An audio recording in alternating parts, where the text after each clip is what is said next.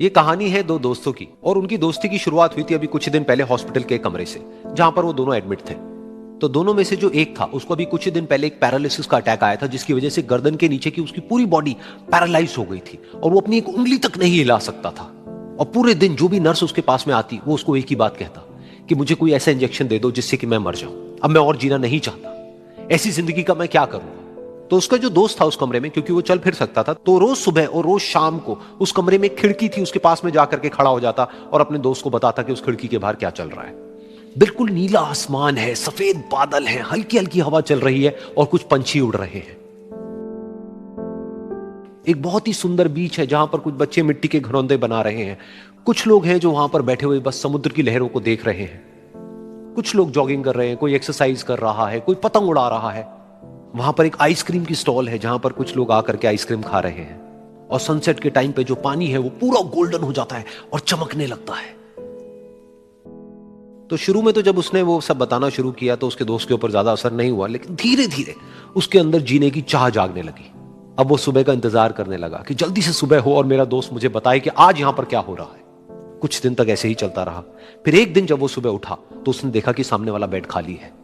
फिर उसने नर्स को बुलाया और उससे पूछा कि क्या वो डिस्चार्ज हो गया है। तो नर्स ने कहा कि आपको तो उन्होंने बताया होगा, उनके पास कुछ ही दिन बाकी थे और कल रात को ही उनकी डेथ हो गई है।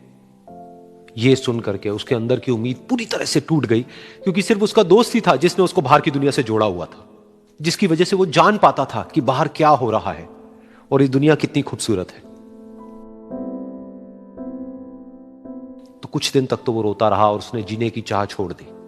लेकिन दूसरी ही तरफ से उसके अंदर कहीं ना कहीं एक नई चाह पैदा हुई कि काश मरने से पहले एक बार मैं खुद अपनी आंखों से देखूं इस खिड़की के बाहर कि ये दुनिया कैसी है। जैसे जैसे उसकी ये चाह बढ़ने लगी, उसको अपने अंदर एक अजीब सी एनर्जी महसूस होने लगी। और फिर एक दिन उसने अपनी पूरी ताकत लगा दी और किसी तरीके से वो बेड से नीचे गिरा और पकड़ पकड़ करके किसी तरह से उस खिड़की तक पहुंचा। फिर उस खिड़की को पकड़ करके वो खड़ा हुआ और खिड़की के बाहर देख लिया। लेकिन खिड़की के बाहर देखते ही वो गुस्से से भर गया। उसने जोर से नर्स को आवाज लगाई और जैसे ही नर्स आई उसने नर्स से पूछा, ये तुमने क्या किया, ये खिड़की के बाहर काली दीवार क्यों खड़ी कर दी।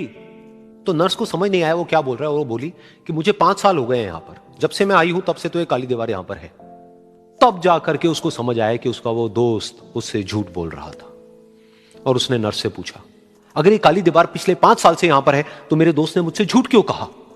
तो नर्स थोड़ा सा मुस्कुराई और बोली कि मैं ये तो नहीं जानती कि उन्होंने आपसे झूठ क्यों कहा, लेकिन मैं इतना जरूर जानती हूं कि जो भी कुछ उन्होंने आपसे कहा उसी वजह से आप अभी अपने पैरों पर खड़े हैं।